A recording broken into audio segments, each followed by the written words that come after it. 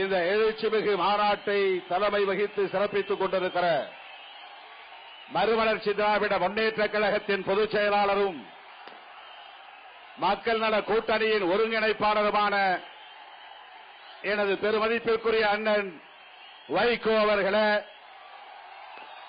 இந்த மாநாட்டில் பங்கேற்று எனக்கு பின்னர் உரையாற்றவிருக்கிற மார்க்சிஸ்ட் கம்யூனிஸ்ட் கட்சியின் தேசிய பொதுச் செயலாளர், நாடாளுமன்ற மாநிலங்களவை உறுப்பினர் மதிப்பிற்குரிய சீதாராம் யெச்சூரி அவர்களே, இந்த மக்கள் நல கூட்டணி தமிழகத்தில் ஒரு மாபெரும் மகத்தான மாற்றத்தை ஏற்படுத்தும். இந்த கூட்டணியில் இந்திய கம்யூனிஸ்ட் கட்சி தொடர்ந்து கைகோர்த்து களமாடும், பயணப்படும் என்பதை உறுதிப்படுத்தி உரையாற்றி விடைபெற்று சென்றிருக்கிற இந்திய கம்யூனிஸ்ட் கட்சியின் தேசிய பொதுச் செயலாளர் மதிப்பிற்குரிய சுதாகர் ரெட்டி அவர்களே,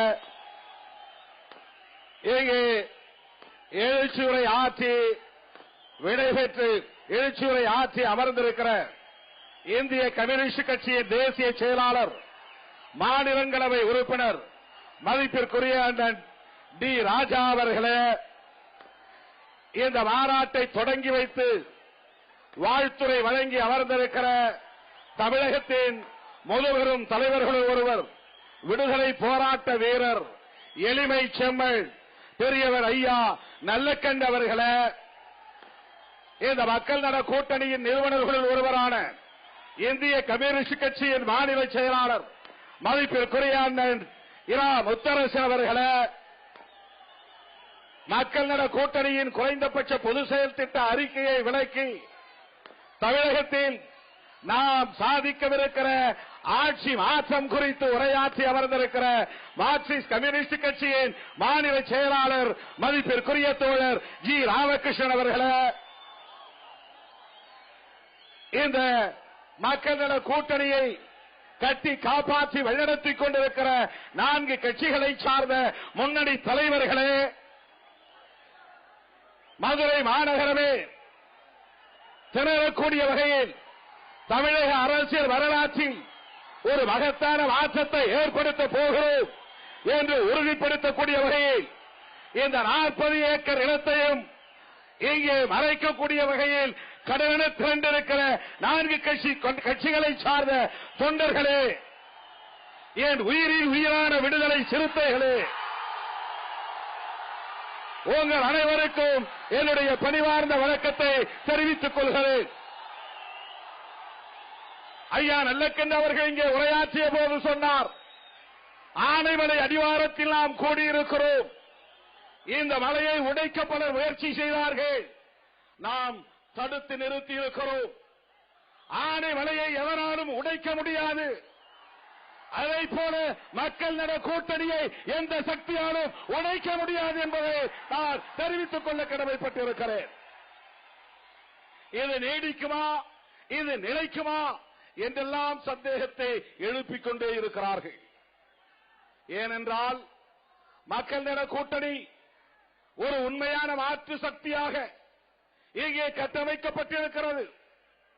மாற்று அரசியல், மாற்று பாதை என்கிற முழக்கத்தோடு இந்த கூட்டணி தனது பயணத்தை தொடங்கி இருக்கிறது.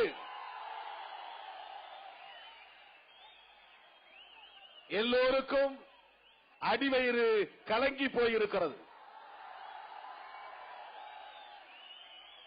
என்ன செய்வதென்று தெரியாமல் தூக்கமில்லாமல் புரண்டு கிடக்கிறார்கள். மக்கள் நல கூட்டணியை கண்டு அதிர்ச்சி அடைந்து கிடக்கிறார்கள். ஏனென்றால் நாம் மாற்று அரசியலை முன்வைக்கிறோம். என்ன மாற்று அரசியல்? தமிழகத்தில் ஊழல் மலிந்து கிடக்கிறது, லஞ்ச லாவண்யம் தலைவிரித்தாடுகிறது. ஆட்சியாளர்கள் ஆட்சி நடத்துவதற்கு பதிலாக சாராய வியாபாரம் செய்து கொண்டிருக்கிறார்கள், மது வியாபாரம் செய்து கொண்டிருக்கிறார்கள்.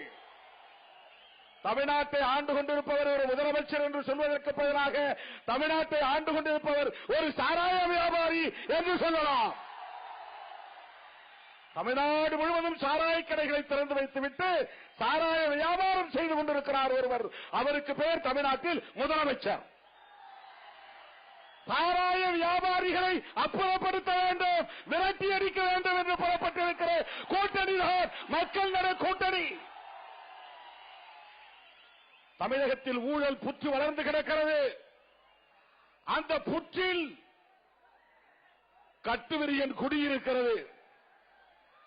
ஒருவர் சொல்லுகிறார், கட்டுவிரியனை விரட்டிவிட்டு நான் வருகிறேன் என்கிறார். கட்டுவிரியனை விரட்டிவிட்டு கண்ணாடி விரியன் குடிமுக பார்க்கிறது. கட்டுவிரியனுக்கு மாற்று கண்ணாடி விரியன் இல்லை. கட்டுவிரியனுக்கு மாற்று கண்ணாடி விரியன் இல்லை. விரியன் பாம்பு கொடூரமானது, கொடும் நஞ்சு நிறைந்தது. இந்த இரண்டுக்கும் மாற்று நான் தான். என் பெயர் விரியன் பாம்பு அல்ல, நல்ல பாம்பு என்கிறது ஒரு சாதி பாம்பு. கட்டு விரியனுக்கு மாற்றாக, கண்ணாடி விரியனுக்கு மாற்றாக இதோ நான் வருகிறேன், என் குட்டி பாம்பு, நல்ல பாம்பு, அதை ஆட்சியிலே அமர வையுங்கள் என்று ஒரு நல்ல பாம்பு படம் எடுத்து ஆடுகிறது. கண்ணாடி விரியனும் கட்டு விரியனும் நல்ல பாம்பும் மக்கள் நல கூட்டணி எழுச்சி பெற்றதும் நடுநடுங்கி கிடக்கிறார்கள், கதிகலங்கி போயிருக்கிறார்கள். இதற்கு என்ன வாக்கு வங்கி? இந்த கூட்டணி எப்படி வெற்றி பெறும், இந்த கூட்டணியில் ஏது மக்கள் என்றெல்லாம் கேட்கிற மூடர்களே, நொல்லை கண்ணர்களே, கண்ணில்லாத கபோதிகளே, ஒத்தக்கடைக்கு வந்து பாருங்கள், ஆனைமலை அடிவாரத்திற்கு வந்து பாருங்கள். மதுரையை ஒட்டி இருக்கிற புறவழிச்சாலை இங்கே திணறிக் கொண்டிருக்கிறது. வந்து பாருங்கள். நாங்கள் மாற்றத்தை உருவாக்குவதற்காக மாற்று அரசியலை முன்வைக்கிறோம். நத்தி பிழைக்க வேண்டும், பிறரை நத்தி பிழைக்க வேண்டும் என்று எண்ணி இருந்தால் நாங்கள் காத்து கிடக்கலாம், நாங்கள் பொறுத்திருக்கலாம். யாரும் எங்களை அழைக்கவில்லை என்பதால் அல்ல, நாங்கள் இப்படிப்பட்ட கண்ணாடி விரியன்களோடும் கட்டு விரியன்களோடும் நல்ல பாம்புகளோடும் மதவெறி பிடித்த சாதிவெறி பிடித்த இந்த கொடூர நஞ்சு படைத்த பாம்புகளோடு அணி சேர விரும்பவில்லை. இதோ நாங்கள் இந்த ஊழல் புற்றை அகற்றிவிட்டு தமிழகத்தை நல்ல கோவிலாக மாற்றப் போகிறோம், குடியிருக்கும் மாநிலமாக மாற்றப் போகிறோம் என்பதுதான் மாற்று அரசியல். கபடி விளையாடுகிற போது ஒரு கடையிலே 11 பேர் இறங்கி விளையாடிக் கொண்டிருப்பான், இன்னொரு பக்கம் 11 பேர் விளையாடிக் கொண்டிருப்பான். அதில் எவனாவதுக்கு ஒருவனுக்கு கால் உடைந்து போனாலோ, எலும்பு உடைந்து போனாலோ, காயம் பட்டாலோ, இன்னொருவனை தயாராக வைத்திருக்கிற ஒருவனை இறக்கி விடுவார்கள் களத்திலே. அதற்கு ஆங்கிலத்திலே சப்ஸ்டிடியூட் என்று சொல்வார்கள். சப்ஸ்டிடியூட் அதுக்கும் தமிழ்ல மாற்றுதான், மாற்று ஆள். நாம் சொல்லுகிற மாற்று சப்ஸ்டிடியூட் அல்ல, ஆல்டர்னேட். நான் சொல்லுகிற மாற்று சப்ஸ்டிடியூட் அல்ல. இது இல்லை என்றால் அது, அது இல்லை என்றால் இது என்கிற சப்ஸ்டிடியூட் அல்ல. இது எதுவும் இல்லை, இது புதுது, இது புரட்சிகரமானது, இது ஜனநாயகமானது, இது அடித்தட்டிலே கிடக்கிற விளிம்பு நிலை மக்களுக்கானது, உழைக்கிற மக்களுக்கானது. குறிப்பிட்ட ஒரு சிலர் ஆட்சி அதிகாரத்தில் அமர்வதற்காக நாம் இங்கே தேர்தலை சந்திக்கவில்லை. இந்த தேர்தல் ஜனநாயகத்திற்கும் சர்வாதிகாரத்திற்கும் இடையே நடக்கப் போகிற ஒரு மாபெரும் யுத்தம். நாம் ஜனநாயகத்தை காப்பாற்றுவதற்காக, தமிழகத்தை மீட்பதற்காக, தமிழ்நாட்டு மக்களை இந்த மது வியாபாரிகளிடமிருந்து காப்பாற்றுவதற்காக கைகோர்த்திருக்கிறோம். யார் வந்தாலும் வராவிட்டாலும் மக்கள் நல கூட்டணியின் பயணம் தொடரும். ஊழலை ஒழிக்க விரும்புகிறவர்கள் யாராயிருந்தாலும் மக்கள் நல கூட்டணிக்கு வரலாம். இதுதான் பொதுவான அறைகூவல்.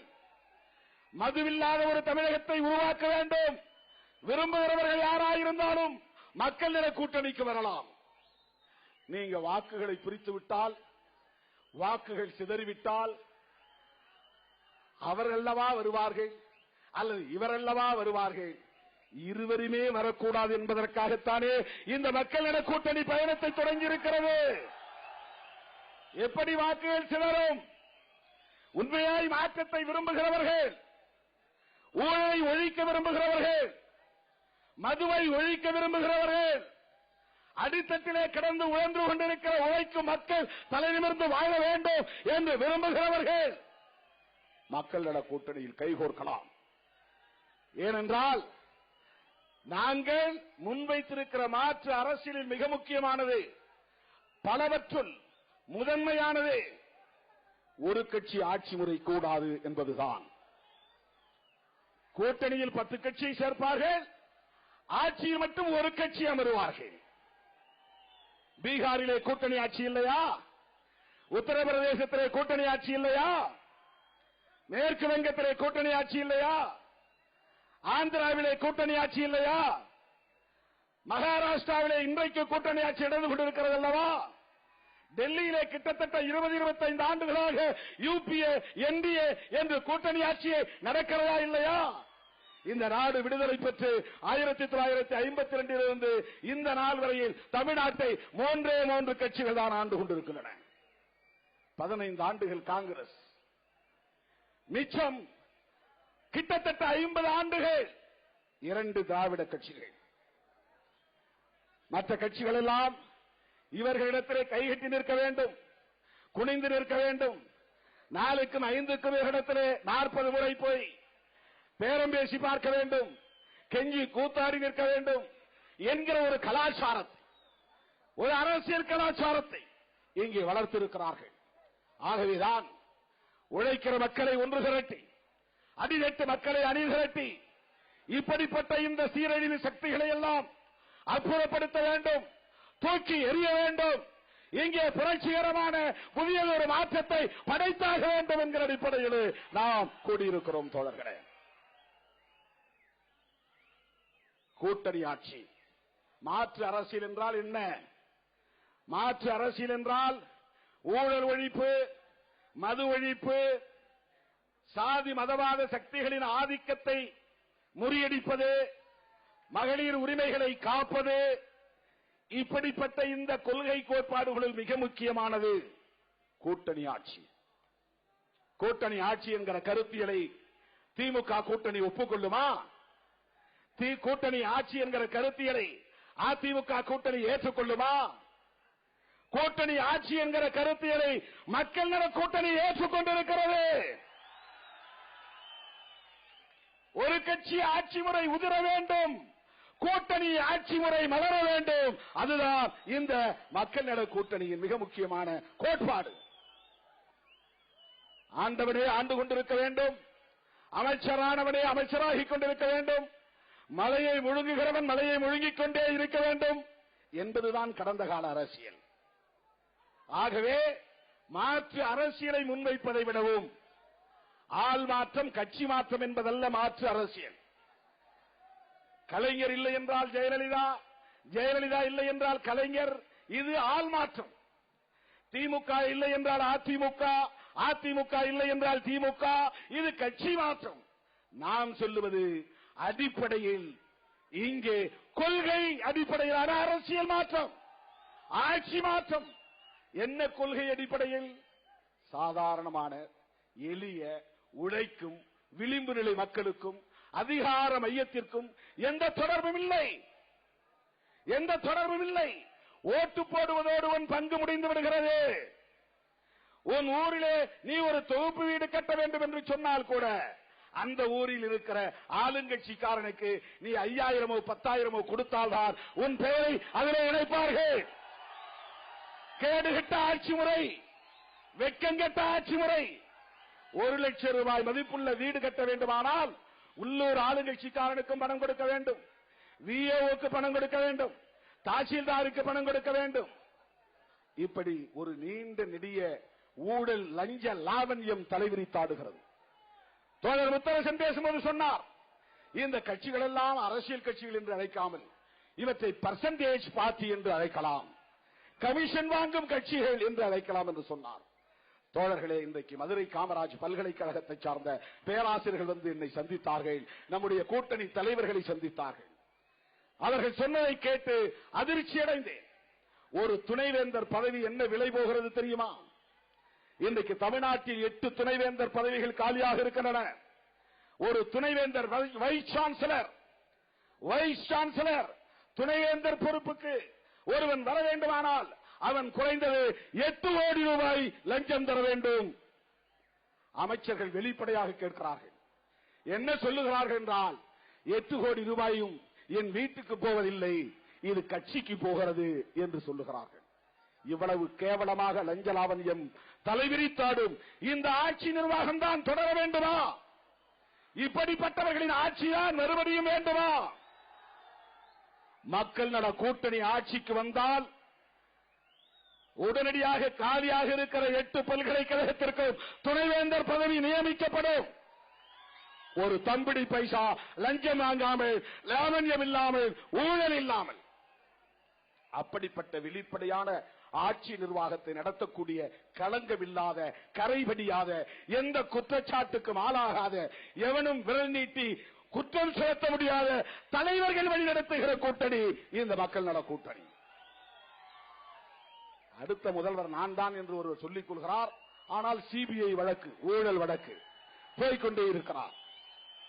இன்னொரு கட்சி மீது எப்போது தீர்ப்பு வருமோ என்று ஊழல் வழக்கு நடக்கிறது. இன்னொரு கட்சி மீது, அந்த தலைவர் மீது மேல்முறையீட்டு வழக்கு தினந்தோறும் நடத்த வேண்டும் என்று உத்தரவு வந்துவிட்டது. எந்த நேரத்தில் அதற்கு தீர்ப்பு வரும் என்று சொல்ல முடியாத நிலை. ஆனால் அண்ணன் வைகோ மீது விரல் நீட்டி யாராவது சொல்ல முடியுமா? அவரும் 18 ஆண்டு காலத்திற்கு மேலாக நாடாளுமன்ற உறுப்பினராக இருந்தவர் தான். விரல் நீட்டி குற்றம் சுமத்த முடியுமா? நானும் 2.5 ஆண்டுகள் சட்டமன்ற உறுப்பினராக இருந்திருக்கிறேன். 5 ஆண்டு காலம் நாடாளுமன்ற உறுப்பினராக இருந்திருக்கிறேன். எவனாவது என் முகத்துக்கு நேராக கை நீட்டி சொல்ல முடியுமா? இந்த வேலையில் இவன் கமிஷன் வாங்கினான், இந்த வேலைக்காக இவன் கையெழுத்து போடுகிற போது இவ்வளவு ரூபாய் வாங்கிக் கொண்டுதான் கையெழுத்திட்டான் என்று எவனாவது கை நீட்டி சொல்ல முடியுமா? தோழர் ஜிஆர் அவர்களும் தோழர் முத்தரசன் அவர்களும் சட்டமன்றத்திற்கு, நாடாளுமன்றத்திற்கு போகாதவர்கள். ஆனால் சீதாராம் யெச்சூரி நாடாளுமன்ற மாநிலங்களவை உறுப்பினர், டி ராஜா அவரும் நாடாளுமன்ற மாநிலங்களவை உறுப்பினர். எந்த போலீஸ் அதிகாரியாவது எவனாவது அவர்கள் மீது ஒரு எஃப்ஐஆர் போட முடியுமா? போட்டிருக்கிறார்களா என்று நீங்கள் பார்க்க வேண்டும். கரையில்லாத, களங்கமில்லாத, தூய பொது வாழ்வை கொண்ட, உண்மையிலேயே மக்களின் மீது அக்கறை கொண்ட தலைவர்கள் தலைமை தாங்கி வழிநடத்தக்கூடிய கூட்டணி மக்கள் நல கூட்டணி. வெள்ளம், பேய் வெள்ளம், பெருமழை பெய்த போது பாதிக்கப்பட்ட மக்களை ஒரு நாள் சில நொடிகள் ஊடகங்களுக்காக போய் போஸ் கொடுத்து விட்டு வந்த தலைவர்கள் அல்ல மக்கள் நல கூட்டணியின் தலைவர்கள். மக்களோடு களத்திலே இறங்கி, சேற்றிலே இறங்கி, சகதியிலே இறங்கி, துர்நாற்றம் அடிக்கும் அந்த சாக்கடை கழிவுகளிலே நின்று மக்களுக்கு துணை புரிந்த தலைவர்கள் தான் மக்கள் நல கூட்டணியின் தலைவர்கள். உண்மையான அக்கறையோடு, தூய்மையான உள்ளத்தோடு, நேர்மையான வாழ்க்கை நெறியோடு தமிழகத்தில் ஒரு ஆட்சி மாற்றத்தை, கொள்கை அடிப்படையிலான ஒரு அரசியல் மாற்றத்தை உருவாக்க வேண்டும் என்கிற உயர்ந்த நோக்கத்தோடு தன்னல தற்கொலை அரசியலில் இருந்து தமிழ்நாட்டை காப்பாற்ற வேண்டும் என்கிற அந்த நல்லெண்ணத்தோடு மக்கள் நல கூட்டணி தமது பயணத்தை தொடங்குகிறது. இதுதான் நம்முடைய தேர்தல் பிரச்சாரத்தின் முதல் பொதுக்கூட்டம். இந்த மாநாடு மாற்று அரசியல் மாநாடு. தமிழ்நாட்டிலே கூட்டணியை முதலில் அறிவித்ததும் நான் தான். தமிழ்நாட்டிலே தேர்தல் பிரச்சாரத்தை முதலில் தொடங்கியிருப்பதும் நான் தான். பிப்ரவரி 7, 8, 9 4 தலைவர்களும் ஒன்று சேர்ந்து டெல்டா மாவட்ட சுற்றுப்பயணத்தை மேற்கொள்ள இருக்கிறோம். கடலூர், நாகப்பட்டினம், தஞ்சாவூர், திருவாரூர், புதுக்கோட்டை, சிவகங்கை என்று இந்த மாவட்டங்களில் முதல் கட்ட சுற்றுப்பயணம் வரப்போகிறோம். எனது அருமை தோழர்களே, என் உயிரின் உயிரான விடுதலை சிறுத்தைகளே,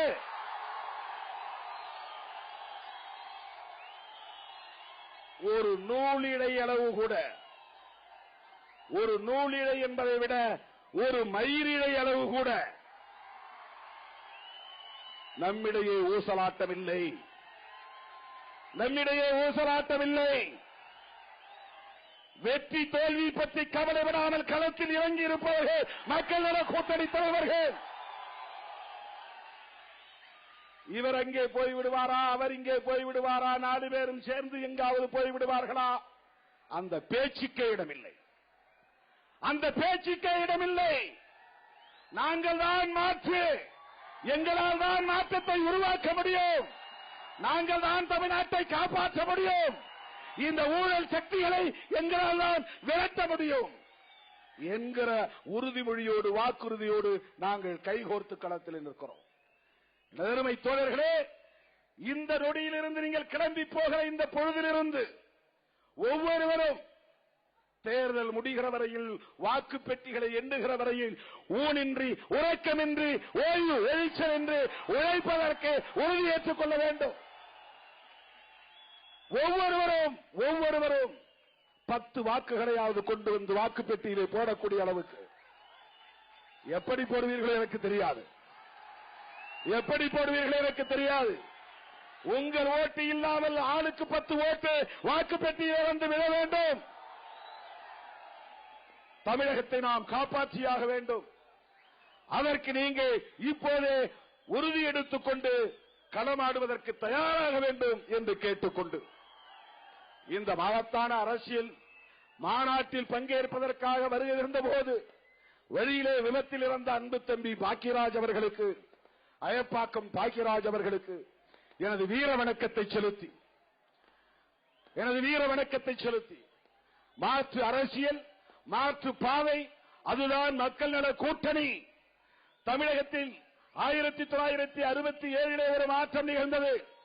அதை மட்டும் நான் சொல்லி நிறைவு செய்ய விரும்புகிறேன்.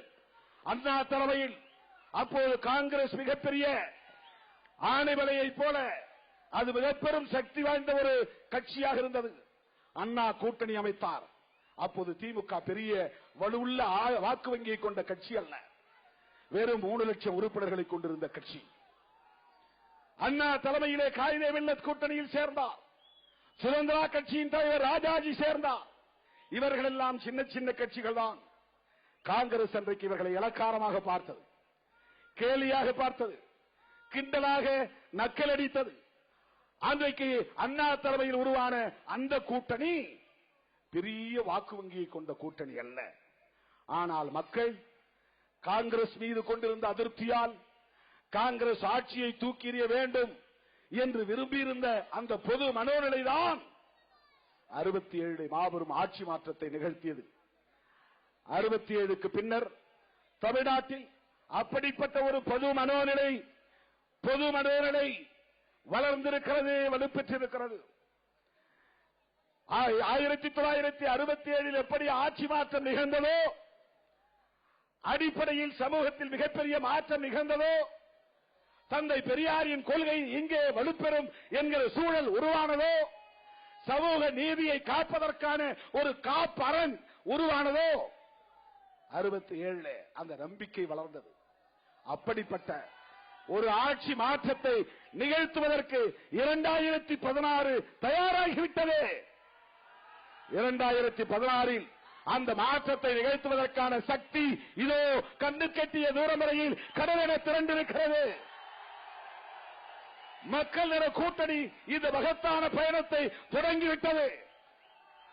நாம் இந்த ஊழல் சக்தியிடமிருந்து, மது வியாபார சக்தியிடமிருந்து, பிற்போக்கு சக்தியிடமிருந்து, தன்னலவாத தற்குறி சக்தியிடமிருந்து தமிழகத்தையும் தமிழக மக்களையும் மீட்போம், காப்போம், அதற்கு தயாராவோம் என்று சொல்லி வாய்ப்புக்கு நன்றி கூறி விடைபெறுகிறேன். நன்றி, வணக்கம்.